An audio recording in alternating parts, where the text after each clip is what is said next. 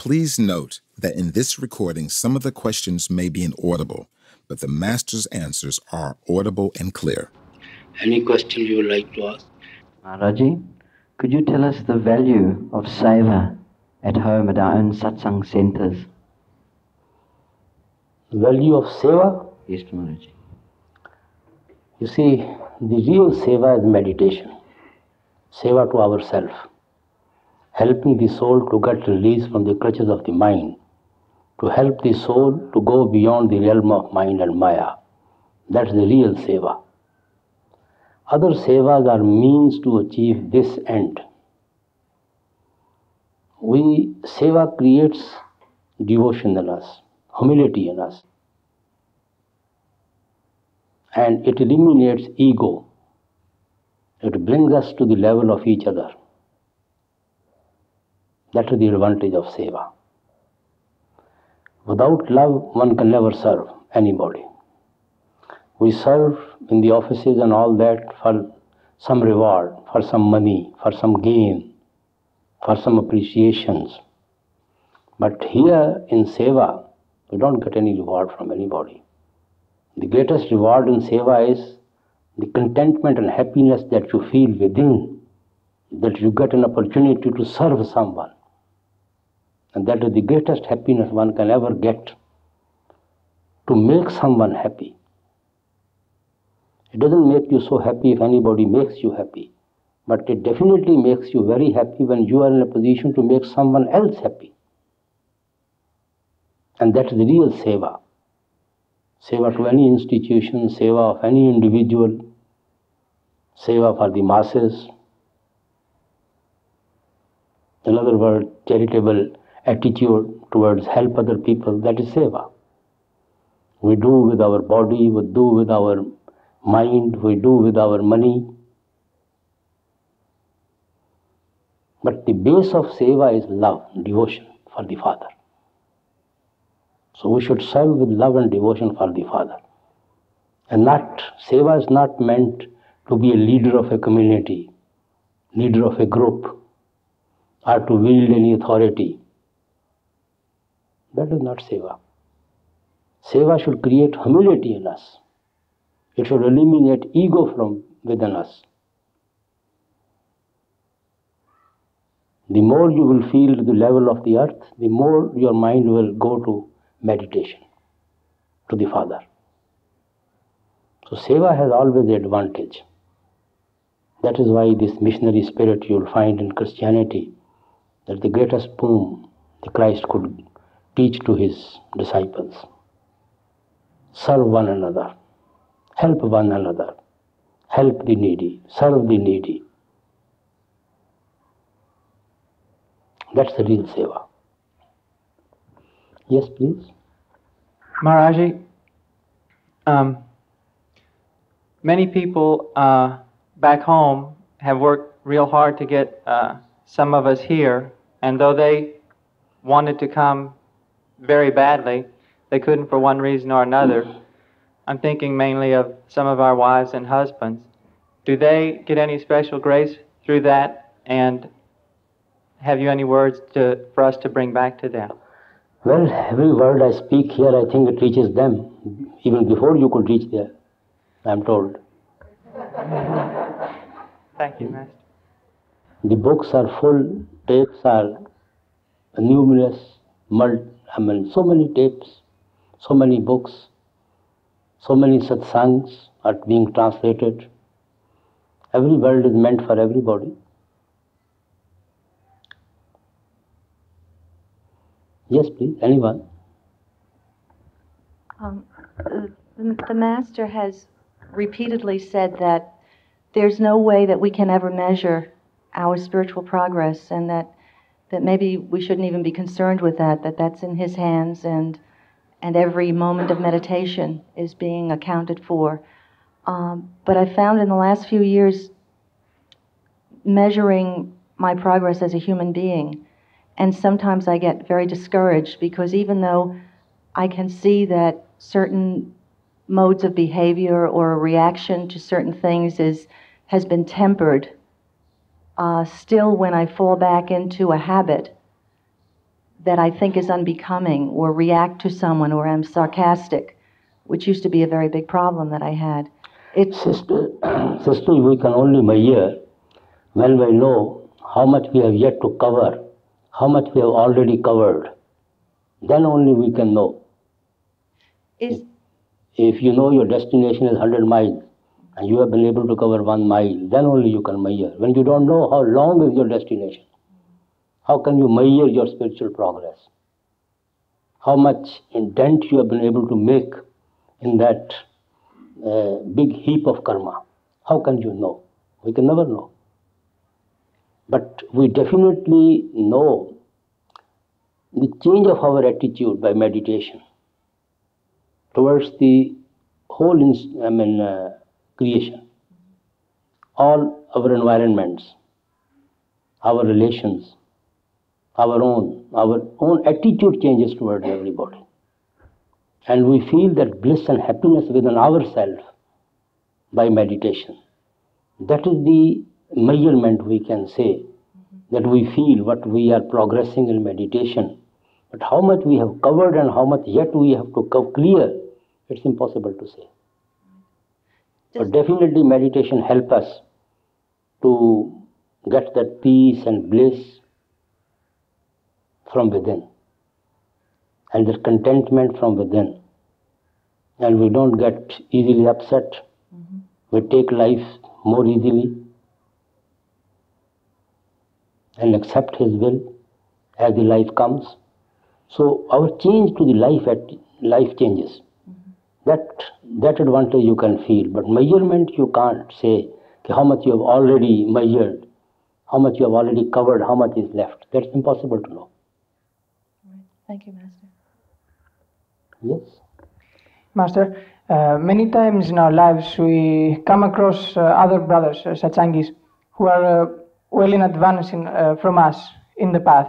And we get to associate them so that we can get some advantages out of their attitude in life. How much is attachment to those people justified? Well, brother, attachment of any kind is not right, justified.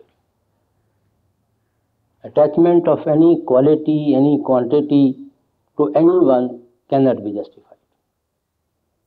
Even if this one is well in front of us in the path? Even one? Even if the person we are attached to is in front of us in the path? How do you know about the past? The path. No, he may be on the path.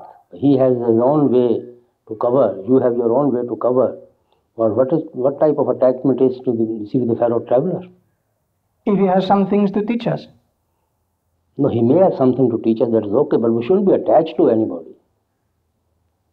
That should help us each other to detach ourselves from one another. If we have a fellow passenger who is traveling on the same path, we should help each other to detach ourselves from one another, rather than to attach ourselves to one another. And how can you be taught by a person if you're not attached to him? No, it's not essential that one can only teach by attaching yourself to the person. Teaching is something different, and attaching yourself to someone is very different. Attachment is nothing but our weakness for the person.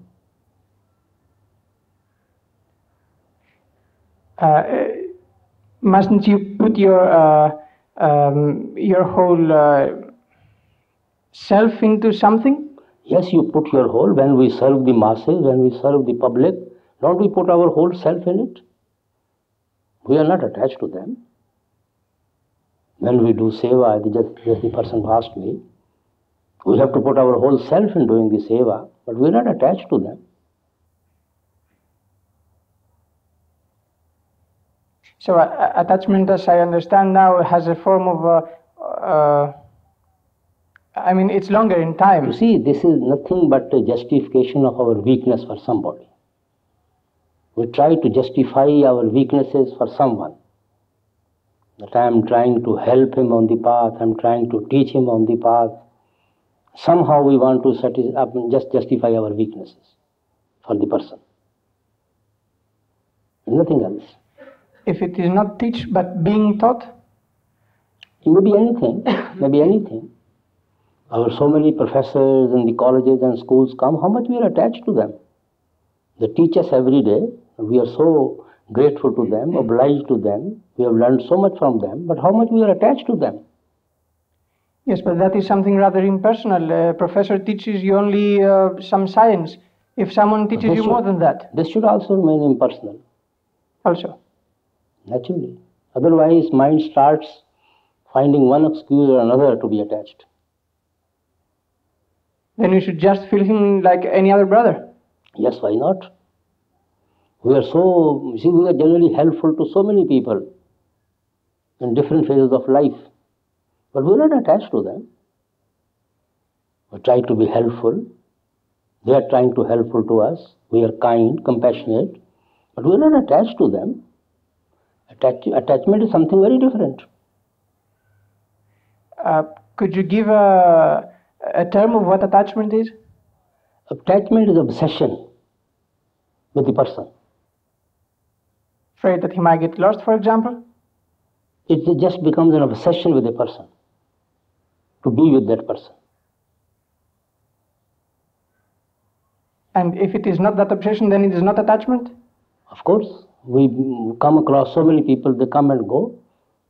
We are helpful, they are helpful, but we are not attached to them. We are not obsessed by them. So if you feel very close to a person, but you're not obsessed with him, you're not attached? Well, I don't know to what you're driving at. How you're trying to justify your... I'm trying to clear up whether it's attachment or not. If one always know how much one am attached. Have you the same feeling with another fellow passengers like that? No. Then you're attached. Why not? But I may simply feel close enough. That's what I say. Are we so close to all others like that? We should Why be close. that particular person? We should be the same close for everybody. Yes. If you're trying to make a groove on your mind, it goes very deep, it becomes an attachment. Why not come out with your relationship for a particular person about whom you are talking? Talk plainly to the master and get it. You mean now, Professor? No, I mean to say, you know what you are trying to do. I also understand what you are trying to say, but that's not right, I would say. It's just justification. Thank you, Master. Yes, please. Yes.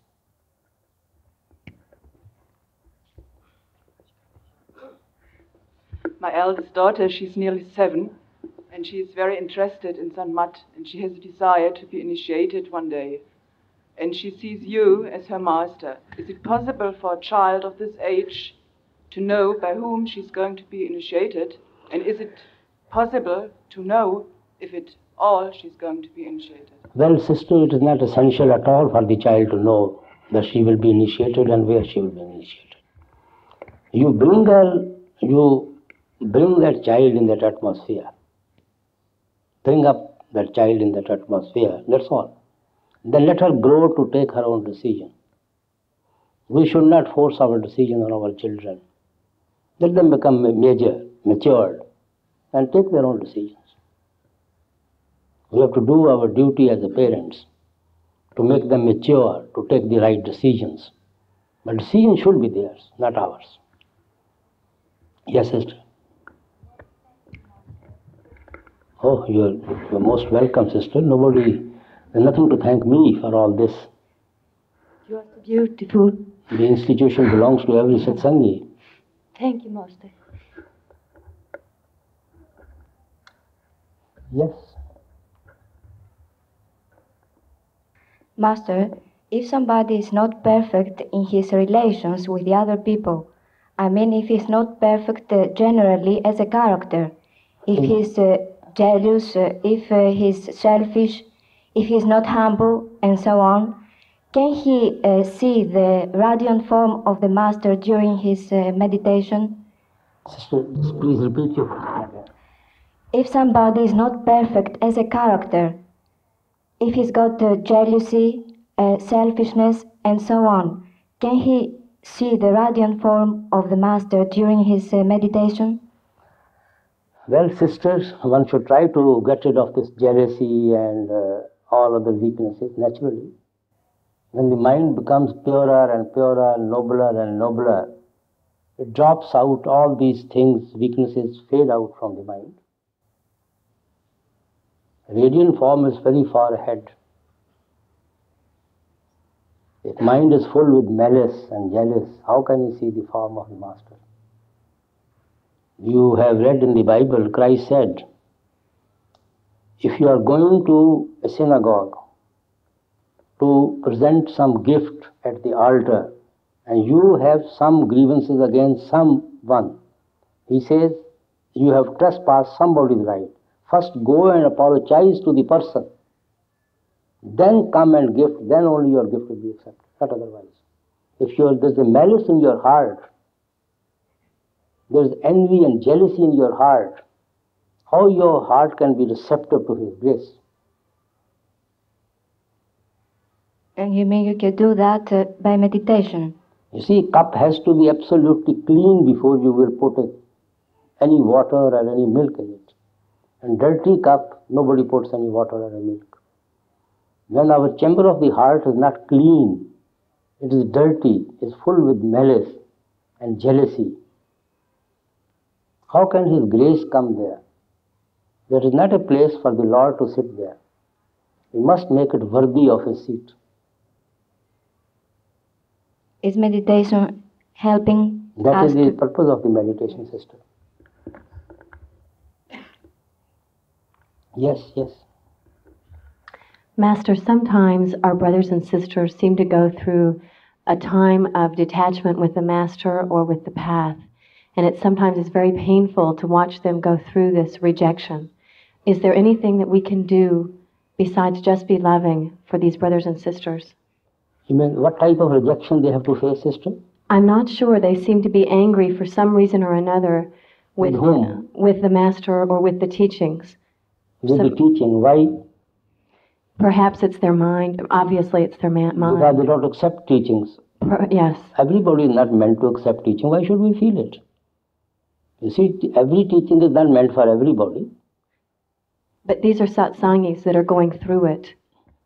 They've been initiated. Yes.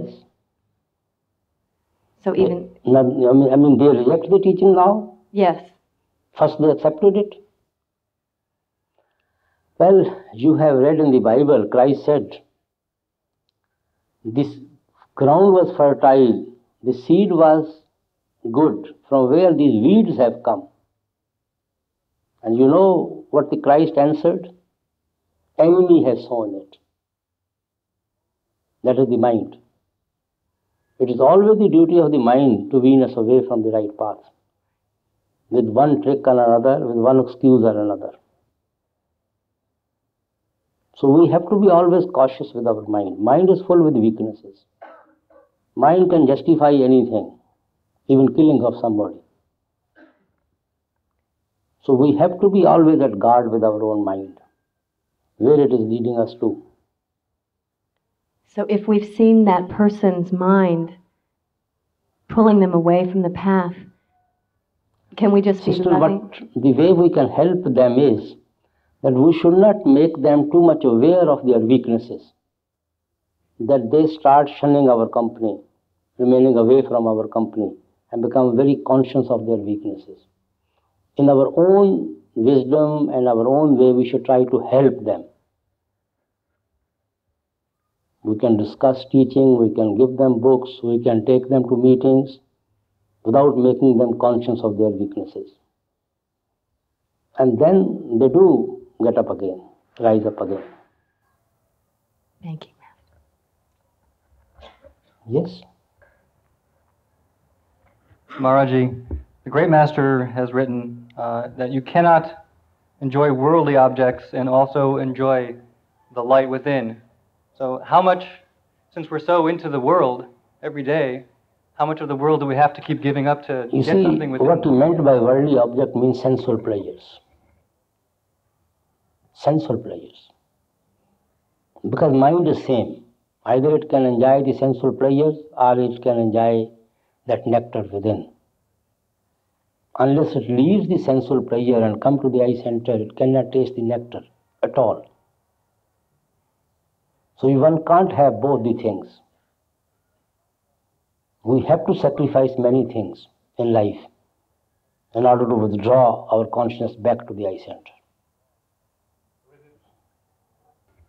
Is it complete? We have to be totally giving up the world, or are we giving up the world a little bit, we get a little bit of light? I mean, No, one has slow change? No, you don't have to leave the world at all. You have only to withdraw your mind from all those weaknesses.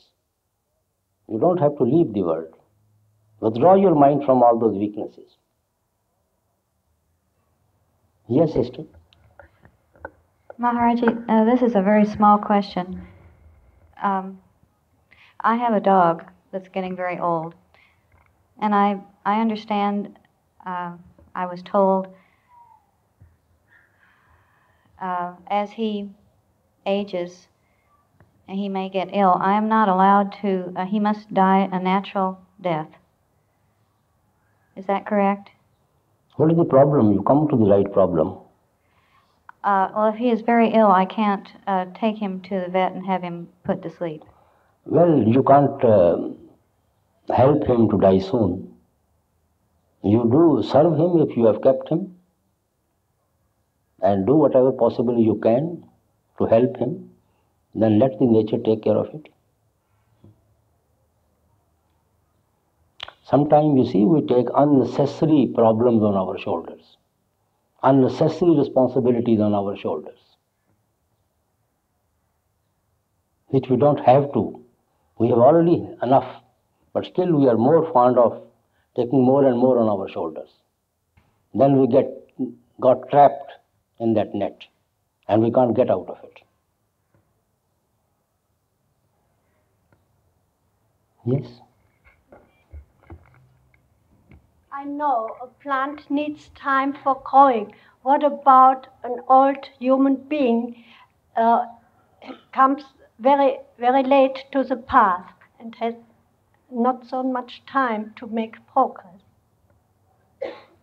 Pardon, sister? It's possible to make any progress for an old human being when it comes to the path after 65 or so and had not so much time to work for progress. Well, sister, you have read in the Bible, first may be the last and last may be the first. There's no time limit in meditation. There's no age when to start, when to begin, and where to end. First may be the last, last may be the first. Who knows who goes first there? So one shouldn't worry how much he is lost. One should be happy how much he is still left to attend to, and try to make best use of that. Yes, please. Master, I feel trapped in my life in not being able to do as much meditation as I would wish. My family and my work have demands on me. I work fairly long hours, and I don't feel I give enough time to my wife and my child. And my wife not being a satsangi, and I suffer with lack of energy and seem to need more sleep than I feel I should. And I was wondering if you could help me know how to approach this problem and how to try and do more meditation. Well, brother, we have certain responsibility towards our family life also, and we cannot ignore it. We cannot shut our eyes to their needs, to their demands, to those obligations. And we have also to give ourselves time for meditation. Both things have to go together. Now it is for you how to adjust all that. It's very difficult to lay out how much you have to give and how much you have to deny. There's no fast, hardened rules for that. It seems that my work has the most demand upon me. Pardon? It seems that my work has the most demands upon me, unfortunately, and your work takes a lot of time? Yes, it takes a lot of time, and I wish I could reduce it. And well, that is for you, as I say, to adjust. That is between you and your wife to adjust. Yes. Also, she has also to understand And you have also to understand her requirements, her needs. Yeah. Yes, please. Master, we have been taught that we must be ready to die for our principles. I mean, we are vegetarians and we keep on being vegetarians no matter what. We must also be taught that we must fight for our rights. Where does violence come in all this? Violence is there due to our mind, due to the evil who's sitting right within every one of us. He creates the violence within us and even outside, our mind. How can we avoid it and still be fighting for our rights? You see, well, brother, to be very frank, there never has been a peace in this creation. And there will never be a peace in this creation, no matter what we do, what the politician may do, what any preachers may do, what any mistake may do. The history doesn't encourage us, right? Whatever history we have been, since we have started learning the history, there always have been conflicts between tribes, between countries, between communities, between religions, between peoples, between family members. There hardly have been peace. We should try to create peace within ourselves. Then the whole world is at peace for us. We cannot pick the thorns of the world, but we can definitely wear strong shoes and not to be affected by those thorns. There never has been a peace and there can never be peace in this creation. Because the mind is there, human conflict is there, and mind doesn't let anybody sit at peace at all. We are always at war with our own self, what to say with others. You sit quietly in your room, you are at just war with your own self. You are not content and happy with your own self. You don't have that peace in you. How can you expect peace outside? So when we are able to get that peace within, then only we can get peace outside. You mean then there will be no need for violence? Then there's no violence. Then when we are all full with anger, violence is there within us, right within us. Any little thing can inflame us, enrage us. It inflates our ego and we are willing to do and die. And right, that spirit of violence, seed of violence is there within every one of us, this mind. And if we have to fight for something? Yes, we fight with our own mind. In order to create peace, we have to fight with our own mind. Nobody belongs to us. Nobody is our enemy in this world. Nobody is our friend in this world. It's the mind. We sometimes try to think somebody belongs to him, sometimes tries to hate somebody. It's our own mind. So we have to, our major fight is with our own mind.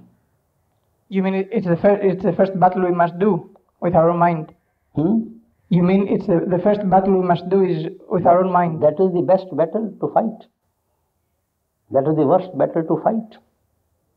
And that right enemy is right within us. We don't know when it's going to deceive us. If there is enemy outside, we can hide ourselves, we can have a security guard at our door. But this enemy is right within us. We don't know when it's going to deceive us. Sometime by becoming a friend, sometime by threatening us. Our real enmity is with our own mind. Thank you, Master. Yes, please. Master, that leads me to my question of what is the purpose of the mind? Purpose of the mind is to keep us tied down to this creation, to keep us imperfect, to keep this creation going on. That is the purpose of the mind. You see, the moment anybody becomes perfect in this creation, he goes back to the perfect one. He escapes from this creation. We are only here as long as we are imperfect. And this is the mind which keeps us imperfect, so that we may remain tied down to this creation. That is the purpose of the mind. That is the divine design by the Lord for His creation to continue. If He wants His creation to continue, perhaps mind is required. Otherwise, nobody is interested in this creation. We all like to go back to the Creator. This is the mind which is pulling us every time back to this creation and doesn't let us become perfect. Otherwise, the inclination of the soul is always towards its own origin. Soul is never happy in this creation. It is the mind which is keeping us tied down to this creation. Christ said, I will come with the soul so that to set brother against the brother or mother against the daughter, something like, so that I may cut down your attachments from this creation. Because these attachments are keeping us tied down to this creation. And it is the mind which is creating those attachments to this creation.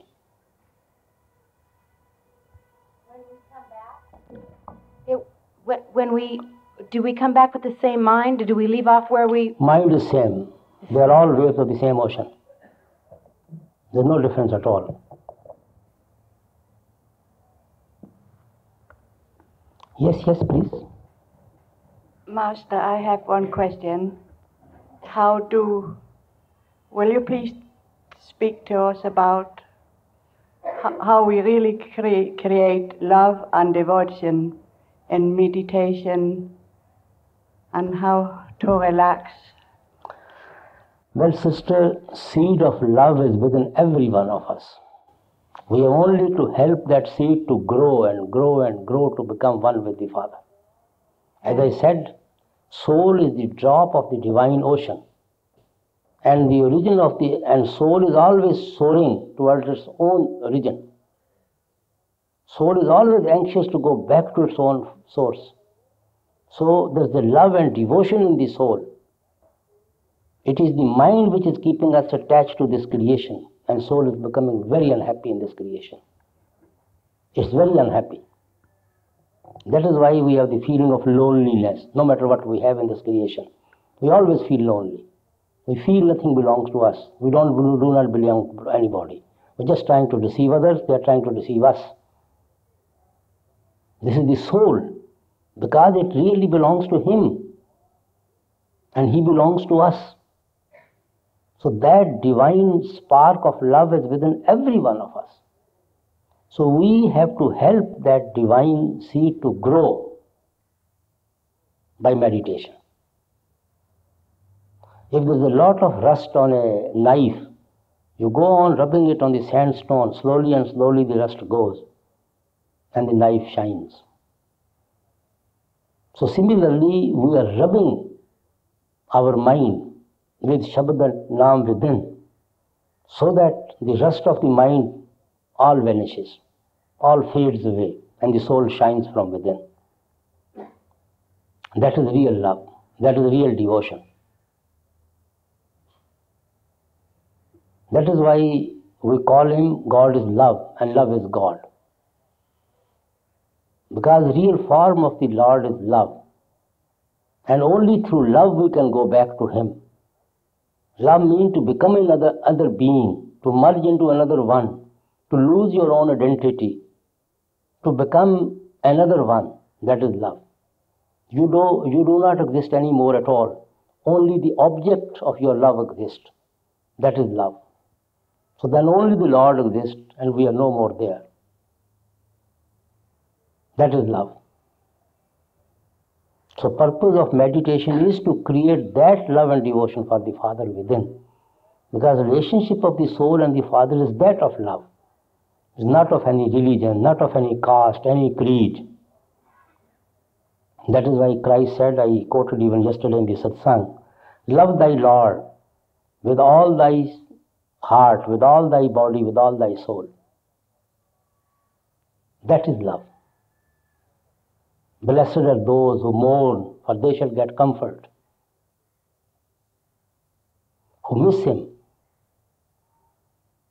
who are restless to become one with Him. who have the longing to become one with him. They are the fortunate ones.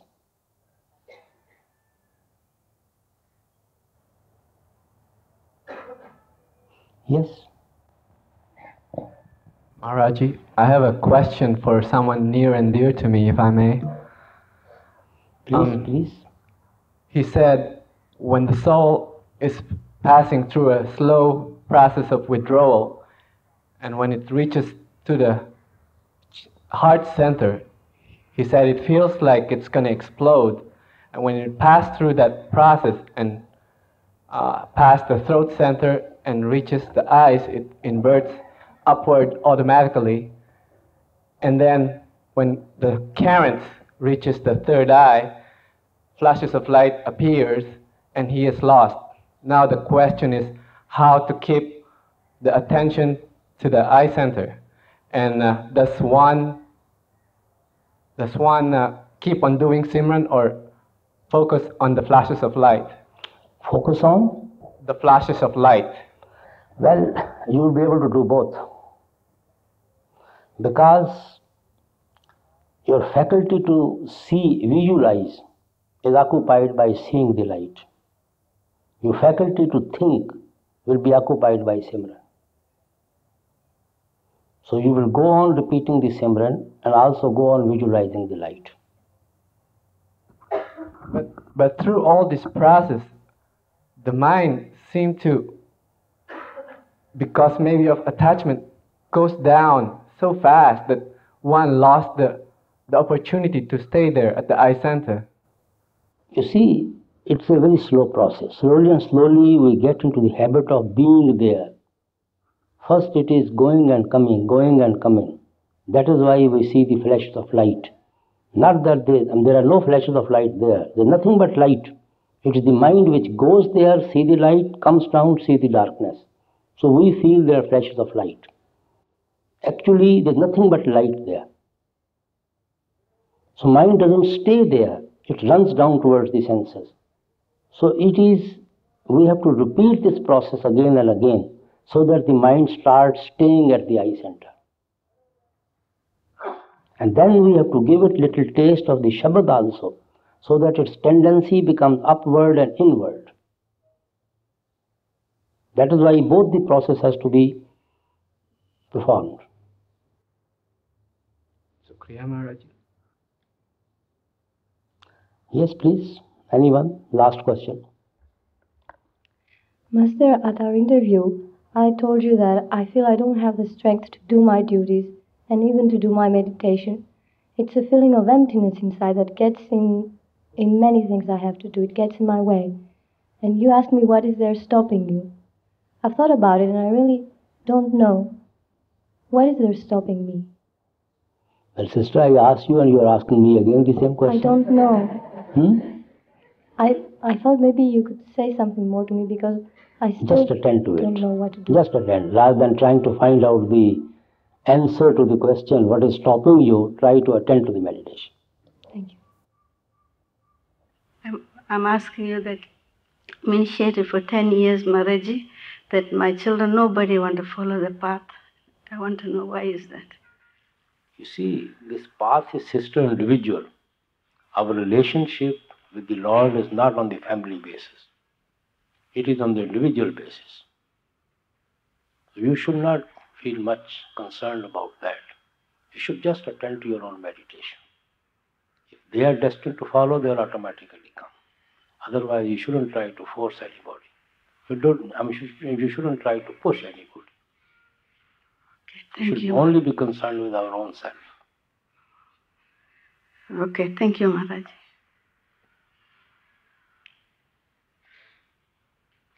Master, how do you know when you're doing your Simran? Like you can do it with your tongue and you can do it with your heart and you can do it in your throat. How do you know when you're doing it at the right place, your Simran? And Sister, while doing Simran, keep your attention in the darkness in the forehead. Close your eyes and be in this darkness. Being there in the darkness through the Simran. Also, when you're at work, I guess you're supposed to do the best you can wherever you're at, like when you're at work. Is it all right to use a small part of your attention to keep doing your Simran even? When your mind is absolutely free, not when you are busy with your job.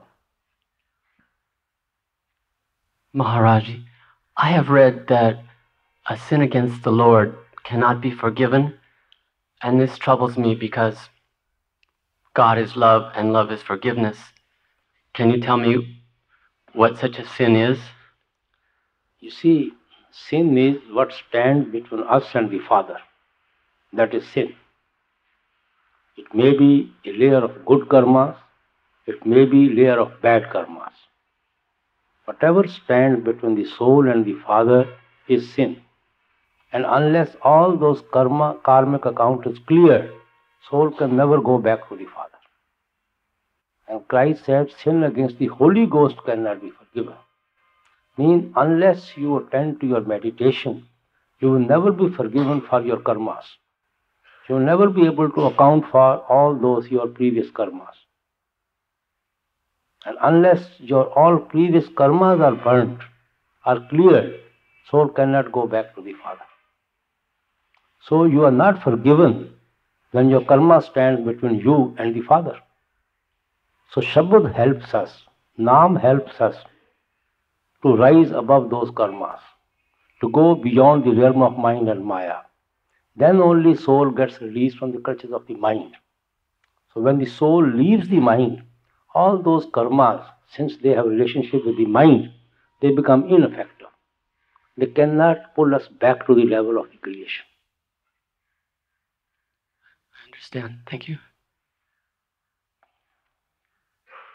Master, I have a question about keeping good company and using our discrimination and discernment to achieve this. And sometimes it seems to me that there's a thin line between doing that and making judgment, passing judgment on someone. It's not clear to me. Could you please explain that?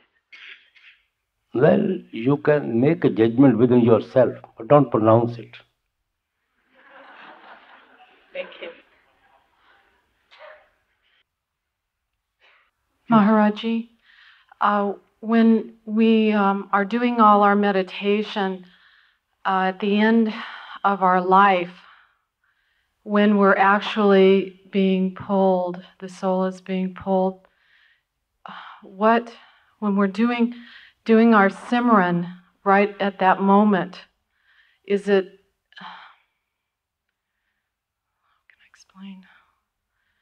Right at the end, when we're dying and when we're doing our Simran, is that the most important time that all the meditation accumulated is to that very moment? Sister, if you think you will be able to do Simran at the time of death, without doing Simran whole life, you will never be able to do it. Simran means concentration. And you will not be able to concentrate if you are not in the habit of concentrating at the eye center. Simran creates the habit to concentrate at the eye center. And that concentration is essential for the tendency of the mind to go inward and upward. So if you are not used to, then it's impossible to concentrate at that time or do any Simran at that time. Thank you, Master. Master, I wrote this question down because I want to ask it correctly. Our Sangha back in the U.S. has a few problems. And because of these problems, many people are no longer coming to satsang. They're staying away from satsang. And one question which I have which relates to these problems is, if a Sangha thinks that a satsangi is breaking the moral vow, should the Sangha keep the satsangi from giving discourses, doing seva, or having satsangs in his or her home, or doing any other activities of the Sangha? See, any organizational problem, you should refer it to your respective representative. You should seek their guidance rather than writing to the Dera. Because they know about the local conditions. So you should always refer your organizational matters, your problems, to your respective representative. So we should always trust what the representative says to us. Yes, he will always advise you in the interest of satsang. Thank you, Master. Master? I thought I read in the books or heard somewhere that there sometimes when the soul is brought in to inner regions after death, there are some regions where the soul isn't able to actually see the Master. Is that correct? Pardon? Repeat it again. Okay, I thought I read or heard that after souls die and is brought into inner regions, that there's some lower regions or lower stages at which it's not able to actually see the Master, at least while it's there. Is that correct? The soul is able to see the Master in the lower regions? Right. Is that What correct? is your concept of lower regions? After the soul has died, it's been initiated, and it's in some of the stages that we then. You see, we have to pass through many mentions. According to one's spiritual development, spiritual progress, we find our place in those regions. And from there, slowly and slowly, we progress upward. Is the soul always able to see the Master at whichever region it's at? Generally. Maharaji, could you speak to us about love and attention when we do our Simran compared to just doing it mechanically? Well, brother, to be very frank, to start with, we have to do mechanically. Then, when we get into the taste of it, the love starts developing. Meditation helps us to grow that love, strengthen that love. Then it grows and grows, become one with the Father. Thank you very much. Master, in Dawn of Light, you're quoted as saying that the soul does not necessarily have to feel the effects of karma, that Cal is only concerned that he goes through the karma, but not necessarily has to feel the effects. And I thought that suffering was a necessary part, was actually the paying off of the karma. Could you explain this, please? I think probably what it has been written must be, I don't remember all that karma, effect of karma doesn't mean that the same karma you have to go through. If you kill somebody, doesn't mean that you have to take birth to be killed by the other person. But the effect of that misery, of that pain of being killed, you have to face in one way or another. Now, for example, you see, in one life, we kill 1,000 chickens for our food.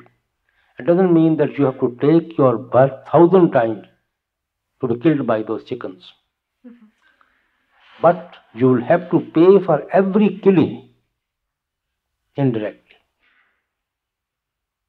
What about in regards to our meditation lightening the amount of suffering that we feel? Does that sometimes take place?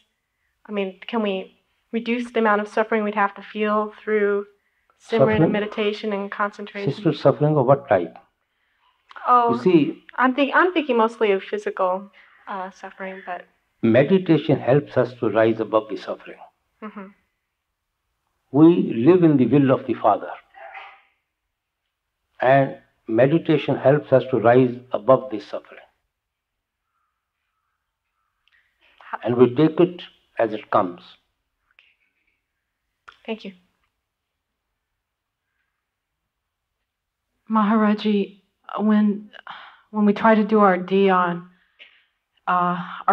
when we concentrate on... Should only look at the face and absolutely disassociate ourselves with his outside activities.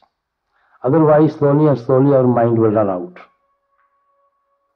towards all those activities, and mind will not concentrate.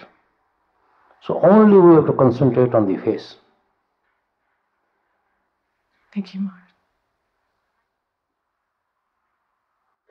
Maharaji, can you tell us the effects of darshan? What do you mean by darshan? The helplessness of the soul looking at the Master? You have already explained yourself. That is No. darshan. That is darshan. Pardon me? When you can't resist seeing the Master, that is darshan, real darshan.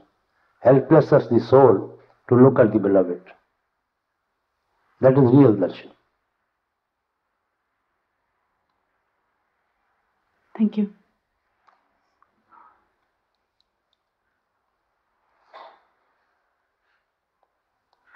Sir, over the last 10 years, it seems that my concentration has been getting worse and worse. I don't understand how to fix it.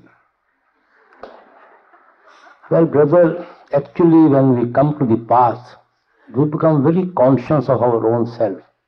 We start analyzing ourselves too much. Those things of which we were not conscious at all, we start being conscious about those things at all. We think we are going slowly and slowly down and down. Actually, that is not so. If you are sitting in a dark room, you don't see anything moving about, any germs or any particular, you see particles and all that. But if a little ventilator is opened, little ray of sun comes into that room in the darkness, you see so many particles moving about, so many germs moving about. They were already there. At that time you were not conscious about them.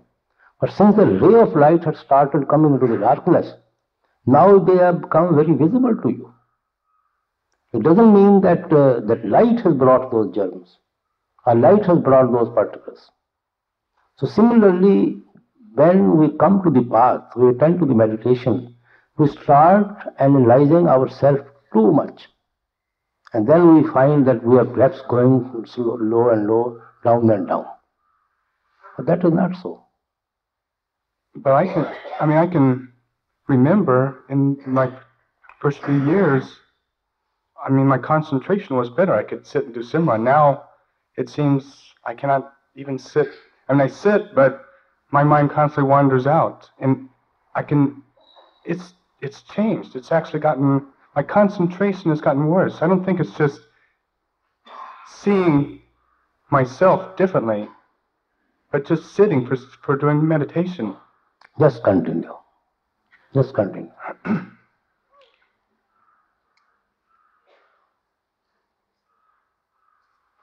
Master, can an initiate after death ever come back as a ghost? As a comeback as a ghost. Ghost? A ghost. Who would like to come as a ghost? And what is frightening you? No, someone, an initiate had told me that another initiate told him that there was a satsangi who died and he came back as a ghost and was haunting him. He saw that ghost? No, I didn't. You see, it is his own attachment. One's own attachment which haunts person. He thinks probably he's haunted by some spirit, or by some ghost, or by some evil spirit. Actually, it is his own attachment which is haunting him. He is becoming conscious of that attachment, and that expression is probably that spirit is haunting him. Thank you. Master, I've read of the healing power of prayer to affect the world and the level of violence in the world. And I'm wondering, on the Satmat path, is the type of meditation that initiate does, will that affect the levels of violence in the world? Sister, healing of the soul is more essential than healing of the body. There are other schools of medicine which heals our body. What is the speciality of healing the body by prayer? You can go to a doctor. There are so many type of doctors, so many type of science you see, which heals your body. But we are more concerned with the healing of the soul. That is more important. And meditation can only heal the soul. Is there any side effect of meditation having a personal effect on an individual and their own growth? Is there a side effect of that person's concentration in meditation upon the suffering in the world? You see, that doesn't mean that you don't suffer, but you rise above the suffering. You are not conscious of your suffering. You know you are going through your karma, going through your destiny. You take your destiny cheerfully. You accept it. You don't resist it. Meditation helps you to live in His will and accept what comes in your destiny cheerfully. Thank you. But destiny has to play its own part. I noticed the school for children here, and I have a young son. And would you please share about schooling for children, and the types of associations they have, and your ideas on education? Well, you have to make use of the best education for your children according to your own source, your own environments, and own, you see, atmosphere in that locality. And what can I advise? Children should be educated, that's the main thing. Which school you want to find out, that depends upon you, the parents. Thank you.